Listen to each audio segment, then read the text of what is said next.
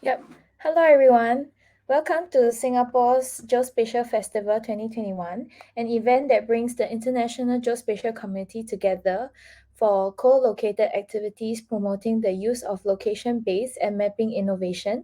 So this event is organized by GeoWorks, Singapore Land Authority's Geospatial Industry Centre. So today we are excited to introduce our GeoTechs from GeoWorks to share more about the latest geospatial innovations at our GeoMarketplace tool. So we also have two other space industry players that are connected to Office for Space Technology and Industry community to also join us at our GeoMarketplace. So if you have any questions during the webinar, please leave them in the Q&A chat box and we will answer them at the end of the webinar. So thank you, and without further ado, I'll hand over to our first speaker, John from GeoSpot. Thank you. Thank you, Semin.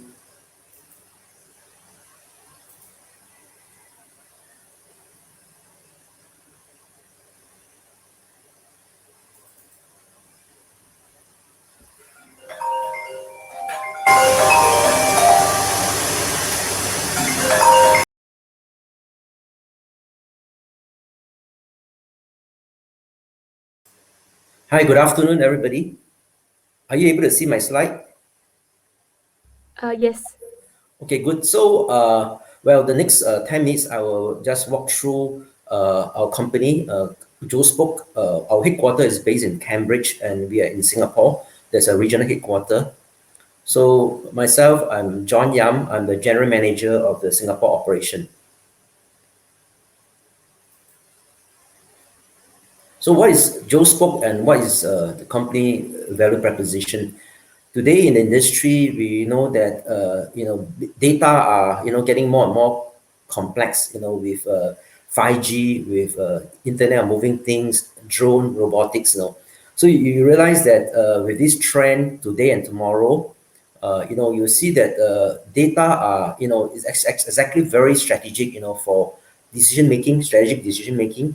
So you can see that the trend of what's going to happen, increasingly now with the 5G and the IoT, IOMT, you see that there's a very unique market proposition that, a space-time index, a correct engine, for the physical world. So we solve extreme scale data, we're talking about terabytes, gigabytes, 10 to the power of 18, the kind of scale, we're a startup company, small. We are about 40 of our staff and headquarters based in Cambridge. Majority of our staff are in R&D. So the market traction we have, with key customer in the region as well as back in Europe. And we see that, in this area, we are VC funded, since our last round was 15 months ago.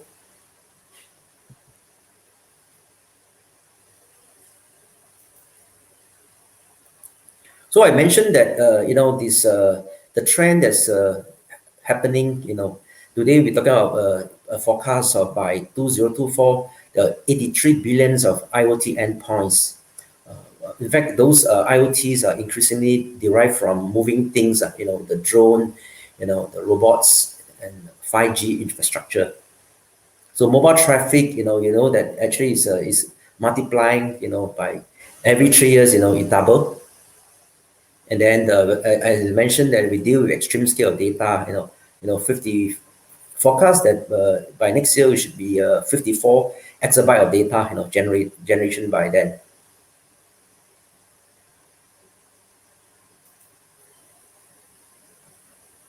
So what is the challenges of extreme data, environment? That today 90% of the data actually are being lost.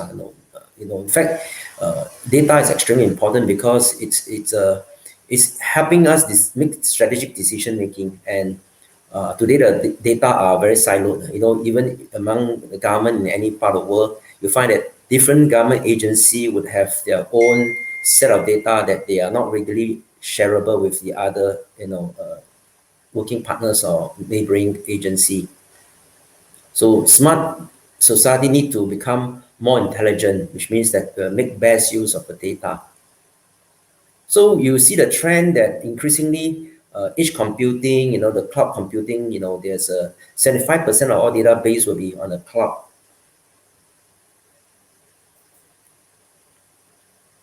So the events that generated in the physical world that transform, by organizations, for smarter, quicker decision making, there are four areas. You talk about telco, the carrier service provider, different type of network, whether it's a fixed or wireless, and then you also in the area of transportation and supply chain management. Many countries are talking about smart city, and of course Singapore, we are one of the leaders in the world, and we are talking about smart nation. So data generated from CCTV, drones, IoTs. I think these are example even a smart lamp post, they collect a lot of data. Those are area that smart city are moving very quickly. And then of course coming from data tech, the wearables, the GPS and so forth.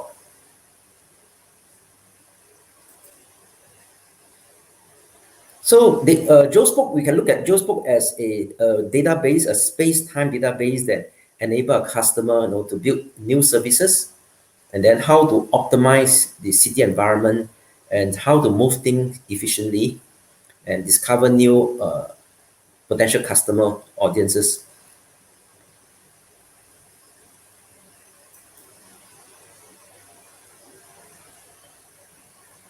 So where we are positioned in the marketplace, we are unique in the sense today we don't really see competitor. In fact, there are some larger company have certain capability like data analytic. I think we partner them. In fact, one of our strategic partner is AWS, where we handle extreme scale data and that complement very well with whatever our partners are working. So what is the value proposition? We handle extreme scale data, and we actually operate in a very cost effective at a commodity rate. Yeah.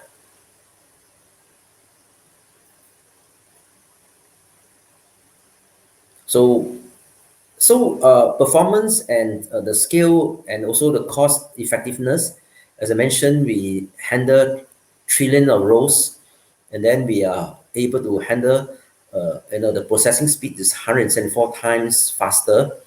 And looking at the cost, in terms of the computing, we're talking about cents. In fact, just to confirm that our actually solution is running on commodity hardware. It's not running on any supercomputer.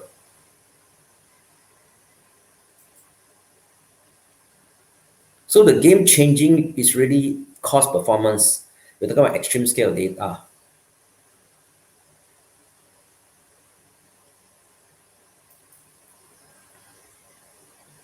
So the addressable opportunities that include, as I mentioned, the telco, the transportation, the smart city, the data tech. So we have quite a number of case studies that work very closely. In fact, one of the customer in this part of the world we have is GovTech. We have our solution rigorously tested and certified at GovTech.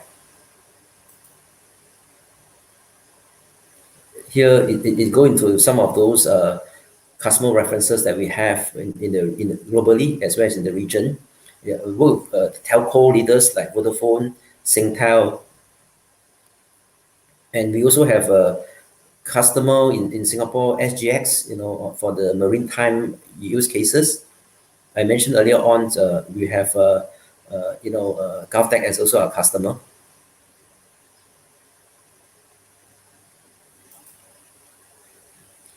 So this is a reference customer statement that we work with GovTech. In fact, GeoSpoke's solution are actually built as a indexing engine, which is the only solution capable of powering, the smart nation, Singapore smart nation, and transforming, sensor data into quick decision making. So this reference is actually by the senior director of GovTech. So you look at the entire value chain, from the time data are being created, the sensor, and then how we extract the data, and then how we can transform the flow and then load the data into our engine, which is a GeoSpoke database, and able to use the analytic, whether it's ourselves or third party, to make very quick decision. So at the end of the day, we have four components. We have the indexing engine, ingestion indexing, and ingestion engine, and we have the indexing engine, and we are able to do the data analytic as well as the visualization. But again, we also work with third party. For example, some customer may prefer to use certain vendor for visualization or analytic. We do work with them. So at the end of the day, our key competence is really come in our high-speed indexing engine, which is the GeoSpoke database. So this one page describe very well, summarize very well our architecture and the value proposition. We work with our customer and our partner. Yeah, so it's a very short presentation. So come to the end of my session. So I leave the question and answers towards the end of session. And Simin, thank you so much, and over to you. Yep. Thank you, John. So now we have our next speaker, Clinton from Kumi Analytics. So I'll pass it over to you, Clinton. Hello, everyone. Thank you very much for participating today. I'm just pulling up my slide deck.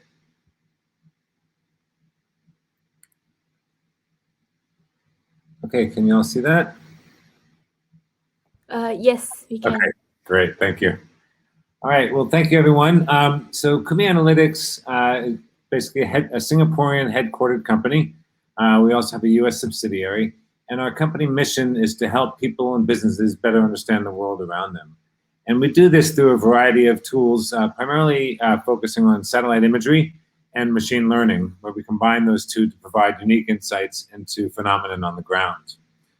We're really focused on a couple key areas, and one is in environmental insights, and we do quite a bit of work now with carbon sequestration and measuring performance of reforestation projects.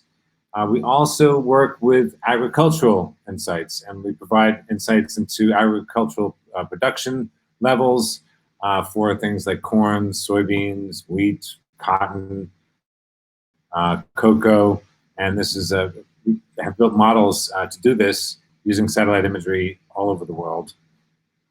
And last but not least, we have a property insights tech stack where we combine a variety of data sets together and machine learning models to identify attributes of specific properties. And the goal here is to be able to enable someone to get as much information as possible on a property on the ground within seconds, rather than having to go out and visit that property. Everything we do is focused on scale. So, one of the things when we look at those various application areas, in the past, there's very often require a lot of field personnel to go visit, whether it's a forest and take measurements of trees and survey the forest to estimate the amount of carbon that's being sequestered. Or if you're looking at agricultural production, same thing. Very often people would go into the field to investigate that. We're starting to see a lot more on the agricultural side of using remote sensing. And last but not least is on the property insights, once again, very much a field-based operation. And what we found is that we can basically achieve very high-scale processing methods by leveraging satellite imagery, combining that with some ground-based observations, specifically for training models, but then be able to roll that out on a global scale much more effectively.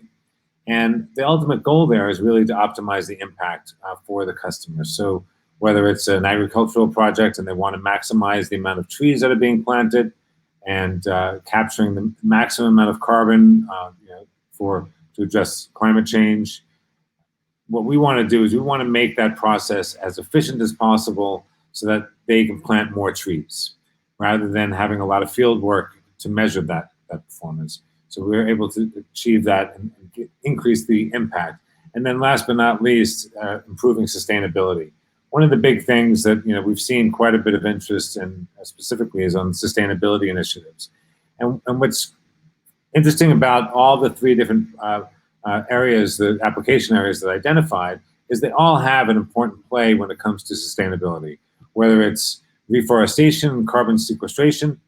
That's obviously very much a sustainability for sustaining the planet, as well as food and being able to produce food in a sustainable manner and have sufficient yields to feed the people.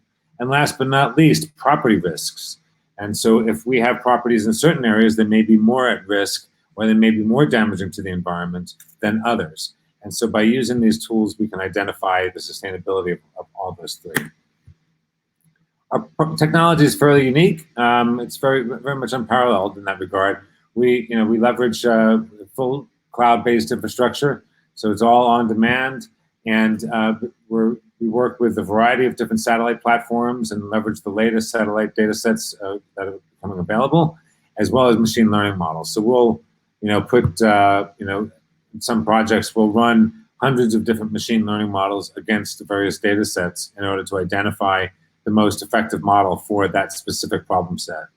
And then all along, we have a feedback loop that ties back in with what the performance is and use that data for future models in order to optimize the performance downstream and into the future. Everything we do is really focused around our clients. We sort of consider our clients our partners. And so it's all about innovating with the clients. And interestingly enough, I mean, sometimes some clients have a hard time innovating, especially large legacy corporations. And so it's really working with those clients and the way that they operate to help them innovate and making that the basis of our technology stack. We've got a wide range of partnerships covering a lot of financial institutions like Bloomberg and Marex, Battlefin, New Data, also data providers like Arturo and cloud infrastructure. We're a Google Cloud partner with Google, and then of course GeoWorks, and then also Global Mangrove Trust. So all of these play a part in some of our products, and at least one of the products there, and we really pride ourselves in our partnerships for being around for a relatively short time. We've been able to establish some world-class partnerships with key industry players across the market. So solutions I'm going to go through, and I know we only have a few minutes left, so I apologize if I'm going fast. Carbon offsets, property insights, agricultural monitoring. We'll give you a little bit more detail on all of these. So we built a tool called the Kumi Analytics Carbon Sequestration Assessment Tool. It's CACSAT. And what that does, it enables you to measure performance of the forest and how it's growing. And if you're replanting trees, how the success rate is, and what the carbon sequestration rate is. And what's nice about this is we enable regular updates of the carbon offsets, of the carbon sequestration, in order to issue carbon offsets in the financial markets. Our goal is to enable the financial markets to have very easy access to reliable, scientific-based information in order to fund projects that help restore our natural ecosystems and biodiversity. And so with this, at the same time, there's a lot of benefits for people on the ground in terms of managing the forests, as well as it works for small forest projects to large projects. Once again, our ultimate goal is to increase the impact so that you're maximizing the benefit to the planet rather than spending a lot of time on ground-based surveys. Some of the things we're very excited about and proud to be able to say, Boston Consulting Group, Digital Ventures, and DBS selected us as for the proof of concept for the use of this under the Emerging Stronger Together task force from the Singapore government. And that's to test the viability of a remotely sensed-based methodology for green finance. And we also have strategic partnerships with Marex and Global Mangrove Trust. Marex is a large commodity broker-dealer, so they're building some of the products that we're building jointly with Global Mangrove Trust into their carbon trading desks around the world. On the property insight side, we're continually building this out. Actually just updated the slide recently. We were at 50 and now we're at about 70 different property attributes.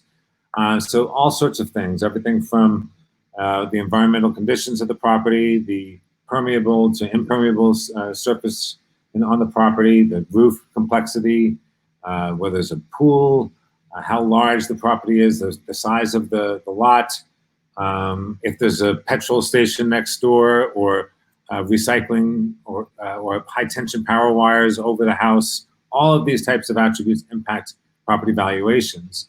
And our goal here is to enable property insurers and mortgage lenders to be able to assess the value and risk associated with the property within seconds, or at least within a minute, and ultimately to be able to issue a mortgage within an hour. So our goal here is to basically identify all the features that drive approvals or rejections of a mortgage, and then enable those banks to convert customers much faster through this technology.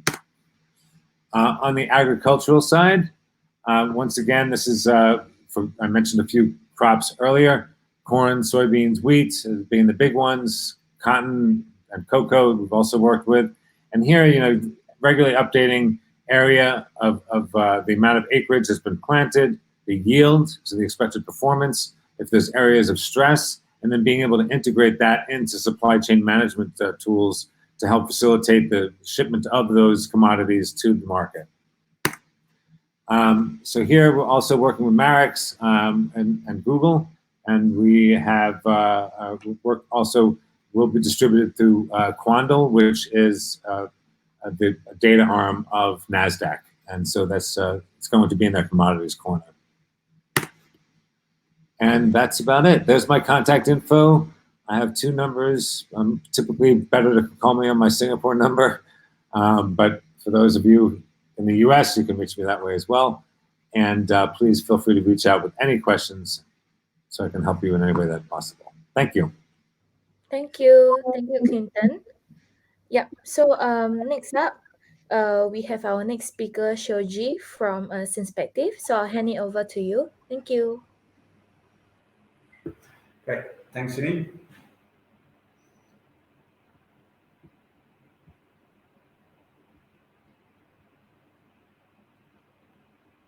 Just verify that my screen's up and running. Yeah, we can see.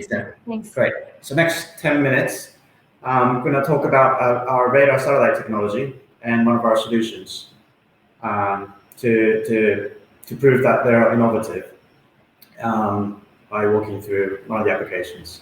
My name is Shoji. I have 20 years of experience in satellite telecommunications. And I just got to tell you that Earth observation is hot at the moment. And I'm very excited to be a part of this panel. It took me a while to learn the name of the company, to be honest, when I joined the company last year. Synspective stands for Synthetic Data for Perspective. And we believe that a world that can be measured and understood is a world that can safely thrive. So basically, we're trying to provide data and the clues so that you can actually see things clearly. Our SAR radar imagery is not as fancy as the pictures colored Google Map type of formats, but they have clear advantages, such as they penetrate through the clouds. So it's very advantageous in Southeast Asia where there's a lot of cloud. Also rain, it doesn't affect how harsh the weather is. So in times of cyclones, typhoons passing by, in case of emergencies when you need data the most, we can actually get you the data.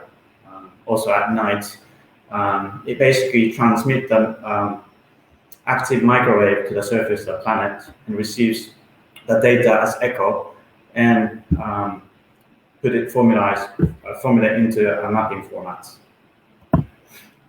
So you've noticed our sessions are panelist pictures, and I've realized only my picture was in black and white. And I swear it wasn't intentional.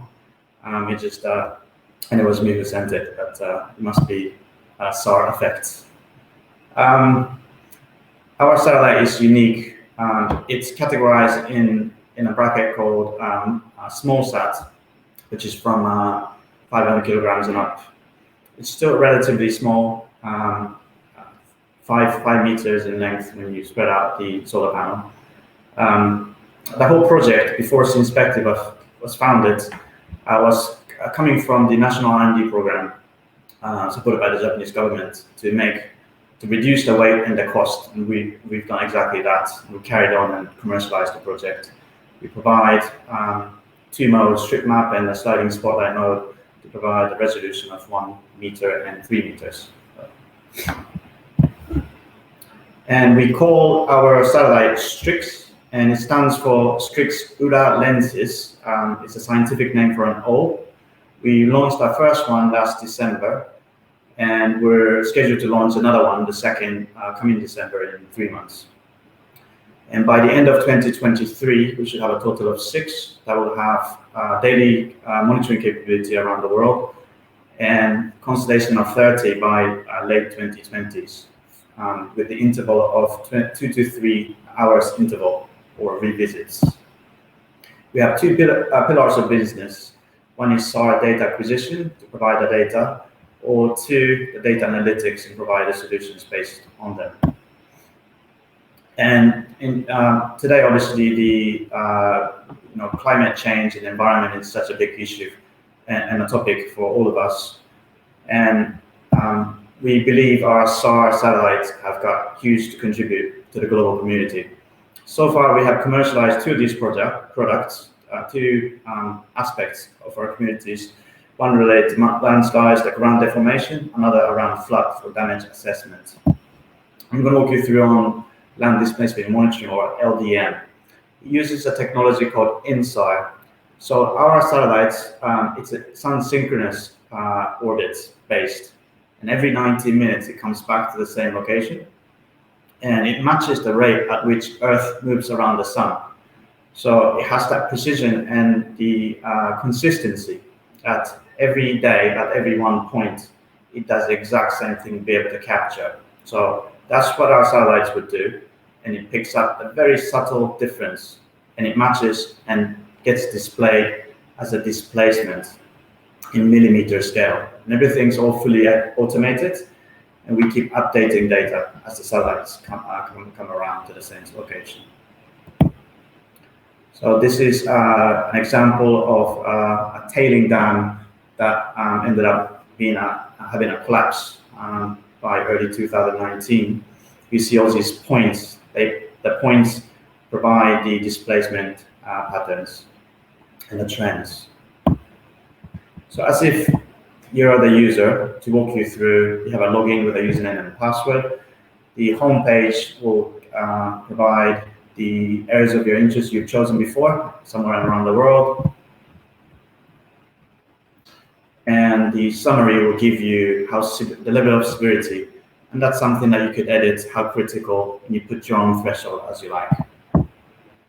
And the types of satellite maps come in a satellite map, or dark map, or the street map. You can also choose to put on the heat map to understand it as part of, in terms of zones rather than points. Or the recent addition is the DEM, or the elevation map, to display on a contour map. You're able to filter by points, filter the PS points, these points by different colors, by focusing only on the level of severity that you need, and you can obviously save them on share file, CSV format, or PDF. Satellites will come around, goes to the North Pole and down to the South Pole at every 90 minutes. Therefore, it has ascending satellite imagery as opposed to descending satellite imagery. And by computing those, you're able to get the vertical axis as well as the horizontal. It's something that we do uniquely at Synspective. And all of that, you're able to narrow down the time span because it's displayed on a timescale format. You can also choose the breakdown by months to see the trends as you see these little red patterns. So you kind of see where it's going, where it's heading, and what sort of sudden drop is triggering some sort of event at site. So we applied LDM to one of the biggest sinkhole spotted in the region, in the second biggest city of Indonesia, Surabaya, late 2018. So 30-meter wide dip that you saw has detected about 5 centimeters of subsidence annual, as opposed to 8 millimeters surrounding. So this really shows a very powerful, it's proven to work. This single prediction is actually something we have it as patent pending. So it's our proprietary, using its own algorithm. Land savers typically tend to discover these risks through the point measurement. What we're trying to do is understand it in a holistic view by giving the comprehensive view of the area. So not just the construction site itself, but the surrounding neighborhoods, the residential area, for instance. There are many applications that are still work in progress that we're working on. Water sediment estimation, canopy tree height estimation, fire forest mapping, offshore wind direction or speed estimation, and crop yield estimation, soil organic carbon estimation. And we're trying to work with partners to leverage their expertise to come up with some sort of joint projects. And our company is very young. Well, we're 3.5-year-old and very young as talented people as well. It puts me in my mid-40s, an older generation. Just to recap, this is my last slide. Synspect is very unique and innovative because we have our own SAR data, and we provide our own solution through the analytics that we have in the house. So the solution is impossible without the hands of partners. We welcome the partnership, as you will see in our press releases that we've made tons of collaborations in the market, and love to hear from you. Thank you. Yeah, thank you, Shoji. Thanks. So next up we have Charles from Bifrost to share more. Charles, please. Sure.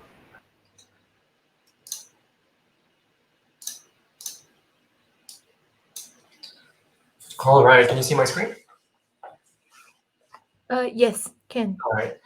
Hey everyone, I'm Charles, CEO and co-founder of Bifrost. Thanks for taking the time today. So today I'm going to be talking about how, or more importantly, why it's important to generate satellite imagery without satellites. So sit back, relax, it's going to be fun. So picture this. You run a geospatial analytics team, I'm sure many of you do, and you're tasked with finding all the fishing boats across the entire South China Sea. Now, it's not just any fishing boat. It's one of a few types that's very commonly used for human trafficking. But the South China Sea is huge. How are you going to find that needle in a haystack? And then someone on the team says, why don't we use AI?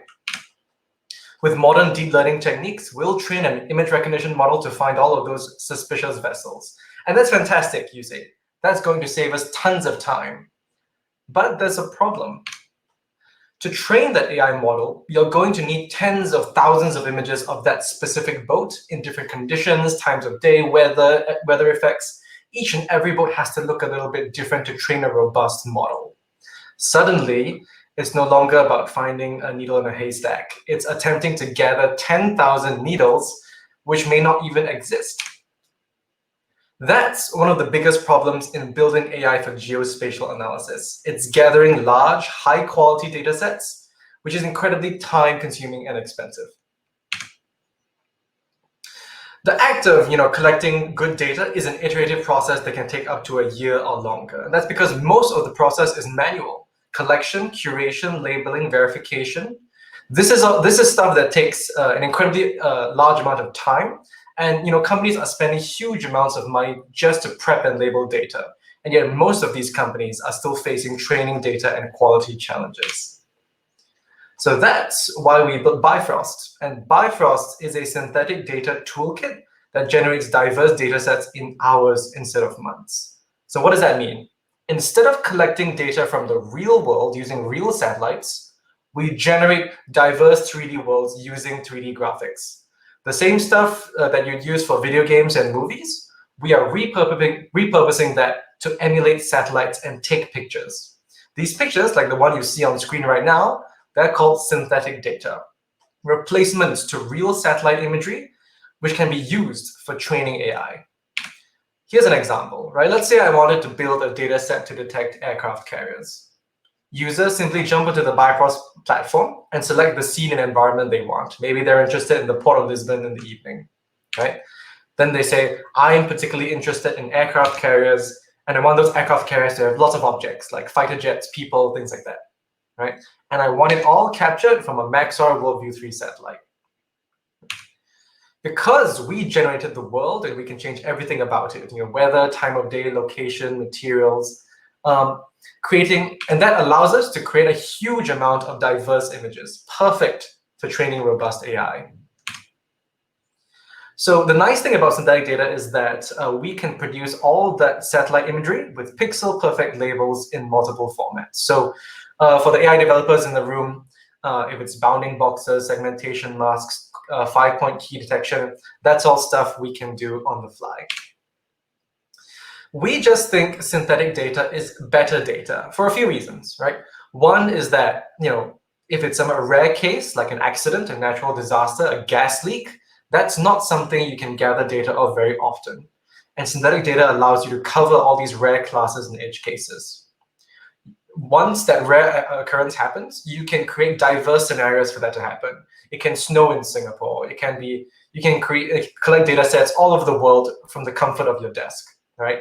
The best part is that all of the data that you get that's synthetically generated has no privacy or licensing restrictions, not in the same way that many satellite providers have. Synthetic data enables a different kind of systematic workflow, which means that your developers can just think of a problem, generate the data for it, and start training immediately. We allow our users to detect basically anything, anywhere. Vehicles, ships, planes, all sorts of things, buildings, all that is fair game for placing in a synthetic environment. So here's an example, right?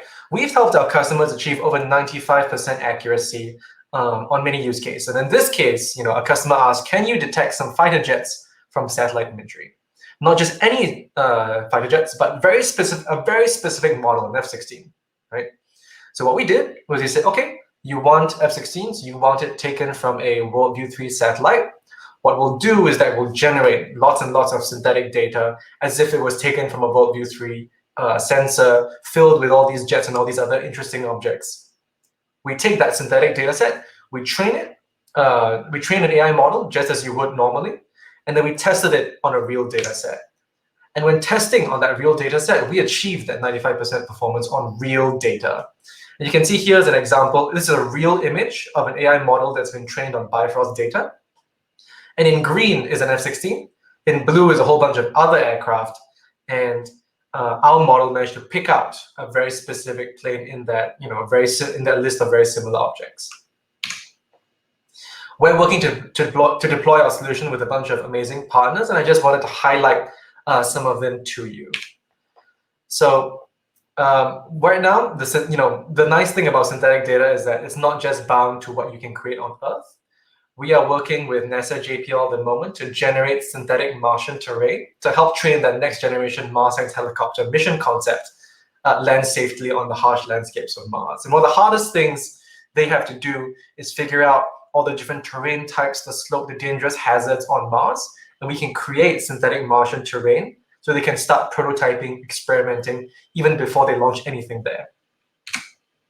That same engine pointed at Earth is able to generate high-fidelity synthetic environments for off-road autonomous vehicles. It can be in rural areas, urban areas, things like that. We're also using our synthetic data technology to help a local port provider detect never-before-seen objects at cargo terminals, and these could be vehicles, people, things like that. We've even worked on a host of national security use cases, including detecting narco subs, drug-running semi-submersibles using a blend of synthetic UAV and satellite imagery across RGB and IR spectrums. And of course, the classic bread and butter, fine-grained aircraft detection from that satellite imagery. So we're a world-class team of engineers and scientists, and I'm very privileged to be working with a bunch of really, really smart folks from really great places. We're also joined by a great team of mentors and advisors from leading technology and geospatial companies. And I'm proud to say we're backed by some of the world's best investors, including Sequoia Capital, Lux Capital, and Techstars. So that's a very quick primer on Bifrost. And I invite you to, if you'd like to find out more, please don't hesitate to reach out or visit our website. Thank you very much. Thank you, Charles. So now we have our last speaker, Owen from the Spire Global to share more. So I'll hand it over to you, Owen. Hi, yeah, thanks, Emin. Give me a minute to choose my file.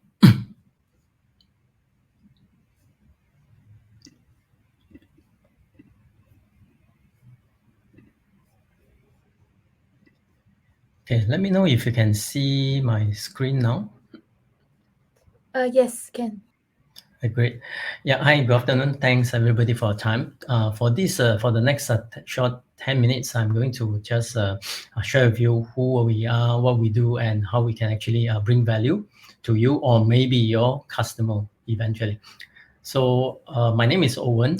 I'm taking care of the business development in the APAC region for Spire Global. And yeah, so for today's agenda,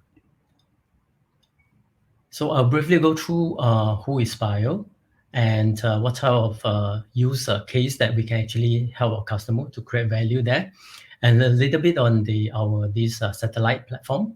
And lastly is what I think is today's main agenda is to brief you on what we can offer to a customer in terms of these space services. So who is Spire Global? Spire Global, we are a US-based company, and we are listed in the New York Stock Exchange. Currently, we manage one of the largest fleet of satellites. We have about 120 nanosatellites that is in orbit now, collecting millions of these are data, whether it's AIS data, ADS-B data, or space weather data to serve our different customer set. So out of all these sets of satellite itself, we also do offer what we would like to share with you today is the space services where we help customer to host their payload, or we allow customer to do some kind of software testing or operate some kind of a software in space that they can leverage on our existing platform. So this is what we do in terms of our data set that we actually collect. We actually build our satellite ourselves in our factory in Glasgow, and we collect the data from the orbit, and then we process the data and we send the data to the customer. So the customer can be coming, they can come from the marine industry, or they come from the airline industry, or from the R&D institute for those who would like to actually use our space weather data set. Yeah, so this is just to show you the footprint of our ground station around the world. We own, I think actually we have now 30 plus ground station around the world, and we own this ground station. We have our own license to operate that. We do not outsource it to third party. So that gives us this ability to offer the more value, the seamless type of operation to the customer. And we have about 6 offices around the world. I'm based in Singapore office, taking care of the APAC region, and our factory is actually in Glasgow. So a little bit of our Limo platform. So we specialize in a few types of nanosatellites. We have 3U carrier, and we also have 6U. For this slide itself, I only show you 2 types of 6U and 3U, but we also can accommodate your request from a customer if they like a bigger satellite. So in short, I'm not going to go through all the statistics here. So just for information, we are able to actually help customer to hold up to 4.2 kg of the customer payload on our 6U frame. And then for the 3U side, we can actually help customer to hold their sensor or payload up to 1.4 kg.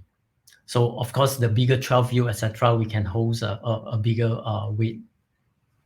And on top of that, we already currently hold all the licenses for all these different type of spectrum, whether it's a UHF, S-band, X-band, etc. These provide the value for customer that they would like, depending on their data needs.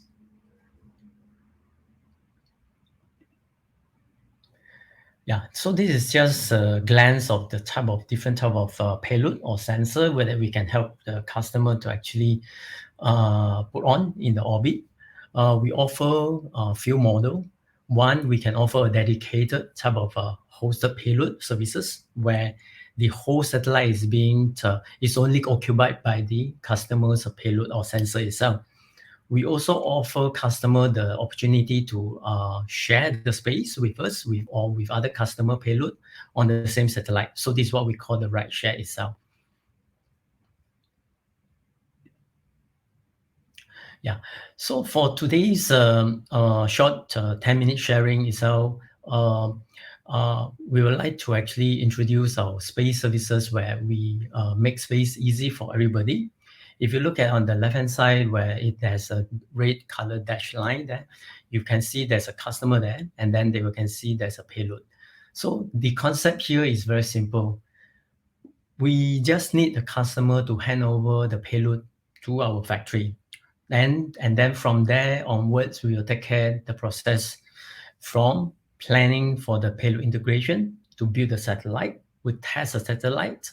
Once we are satisfied that the payload is ready to be flown, then we will fly the payload up to the orbit. And then we will make sure that the satellite is in healthy condition. Once that is completed, we will send the data down to the customer computer. So the customer just need to do two things. One, they send us a payload, and they just need to open one account on the AWS S3 bucket. Then all the data will be available in their S3 bucket. So it's as simple as that. So the whole process will take about 6 months. And in this space industry, I think when I tell you, say that we can help you to actually send your payload up in 6 months' time, I think a lot of people will not believe, but we are one of the few in the market that can promise you. Right. So this is just a little bit more detail on how it works itself. So you decide the type of hardware, or you decide the type of software that you want to put on the satellite, and we will take care of the rest. You will be able to control your payload through the API that we provide to you. You have a full flexibility and a full control on it, and we do not have access data onto whatever data that you are going to downlink. Yeah. So just more detail in terms of the what we can offer in the space services itself is that we offer 3 different branches of a service. One is a software in space, payload in space, and the last one is solution in space. So I just give you some example. What does it mean is the software in space?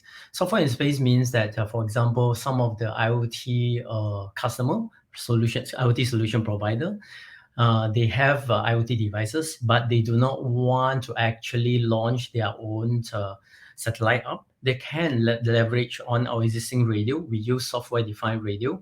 Plus, we have the computer and supercomputer already on board within the satellite. They can use our existing spectrum licensing to actually send the data to our satellite, and then we'll downlink those data and send to their computer. So this is what we call software in space service that we can offer to those customers. And then for the payload in space and the solution in space itself, for example, some customer would like to actually obtain some picture, or through certain type of by using their optical payload. So they can actually just pass the optical payload to us, and we will help them to host, and they have the option to actually do it on a dedicated satellite model or on a ride share model. And then lastly, for the solution in space, we have some customer, for example, they would like to, because we are using a software-defined radio, so they have some specific requirement in terms of using the spectrum itself, where they do not want to actually develop the payload or modify or develop the radio from scratch. they can use our expertise. We can actually help them to actually modify on our existing radio, and then launch their radio up into the orbit and offer and bring them down the data that they want. So this is what we call the solution in space. All right. So the value that we can actually provide the customer is fast. In terms of software in space, we can allow customer to actually try out their software and process their data in the satellite, as short as 2 months time, the moment they send us their software for us to upload onto our satellite. And then in terms of payload in space or solution in space, we can actually get their payload up into the orbit in as short as 6 months. So typically we can do it within in the range of 6 to 9 months time. So from the moment the payload land in our factory in Glasgow. And secondly, seamless is because we take care of all the headache from the customer. For example, they don't have to worry about the satellite registration, the spectrum licensing or filing, ground station management, etc. So they just need to pass us a payload and we will get the data to the ground. And of course, it's scalable because we can always offer customer the chance to test it out small, or what we call the in-orbit demonstrator or flight. So once they're satisfied with the data they collected on the ground, then they can actually launch more from there. All right, so I'm not going to go through. So our service is very similar to we bring the concept of the cloud services to the orbit. Yeah. So lastly, I'm not going to go through all the use case. So just to give you a sense of this, we work with a lot of different set of customer, whether it is a private customer or the government, and including those that dealing with very sensitive data like defense customer itself. So it is a testament that our services is all been audited well, that our data is fully secure and it is fit for the defense, even for those data sensitive customer like such as defense. Yeah. So with this, I would like to thank you for your time today. So if you would like to know more about our service, feel free to contact me. Yeah. So yeah, that's all for my presentation. Thank you. Thank you. Thank you, Owen. Yeah, so for the participants, if you would like to get in touch with the speakers, you can also email geoworks@sla.gov.sg, and then we will help to link you up with the speakers as well. So thank you all for tuning in to the webinar today. Before you go, please check out our events by scanning our QR code and join the conversation using the hashtag SgGeoFest. So thank you, and we hope to see you again. Thank you. Thank you.